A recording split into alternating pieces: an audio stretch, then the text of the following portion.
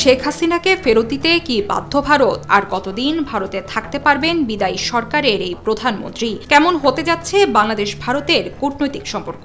শেখ হাসিনা দেশ ছেড়ে ভারতে আশ্রয় নেওয়ার পর এমন সব বিষয় উঠে এসেছে দেশ বিদেশের বিভিন্ন গণমাধ্যমে। গেল ৫ আগস্ট গণবিপ্লবের মুখে ক্ষমতাচ্যুত হয়ে দেশ ত্যাগ করেন এই আওয়ামী লীগ নেত্রী। ৩৭ দিন ধরে সেখানেই আছেন তিনি। তবে শেখ হাসিনা ঠিক কোন ইমিগ্রেশন স্ট্যাটাসে ভারতে আছেন এবং সেটি ঠিক কতদিন পর্যন্ত বৈধ থাকতে পারে সে ব্যাপারে রয়েছে ধোঁয়াশা। কারণ তিনি কোনো ভিসায় ভারতে অবস্থান করছেন নাকি তাকে রাজনৈতিক আশ্রয় দেওয়া হয়েছে এ ব্যাপারে আনুষ্ঠানিকভাবে ভারত সরকার এখনো পর্যন্ত কিছু জানায়নি।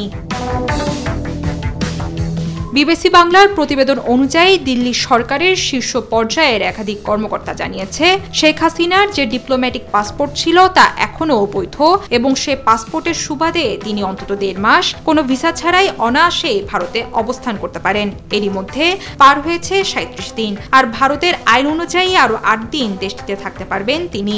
তাই বর্তমান অবস্থান সম্পূর্ণ আইনসম্মত। ভারতের এই ক্ষেত্রে আলাদা করে কোনো ব্যবস্থা নেওয়ারও প্রয়োজন নেই।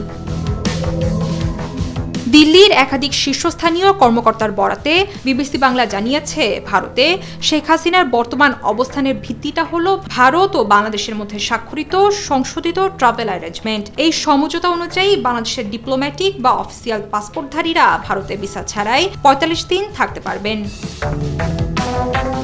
এদিকে শেখ হাসিনাকে ফেরত দিতে ভারত বাধ্য কিনা আর কেমন হতে যাচ্ছে দুই দেশের দ্বিপাক্ষিক সম্পর্ক এ বিষয়ে উঠে আসে মার্কিন পত্রিকা দ্য ডিপ্লোম্যাটের প্রতিবেদনে।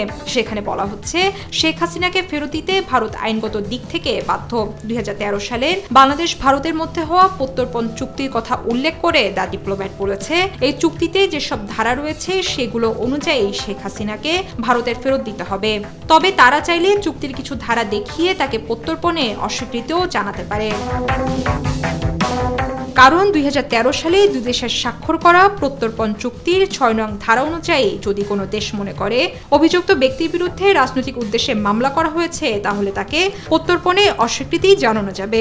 কিন্তু এই ধারাতেই আবার বিশেষভাবে উল্লেখ আছে, হত্যা, সন্ত্রাসবাদ ও অপহরণের মতো অপরাধগুলো রাজনৈতিক অভিযোগ হিসেবে বিবেচনা করা হবে না। আর শেখ হাসিনার বিরুদ্ধে এখন পর্যন্ত যেসব মামলা হয়েছে সেগুলো সবই হত্যা, অপহরণ ও মানবতা বিরোধী অপরাধের অভিযোগে করা হয়েছে।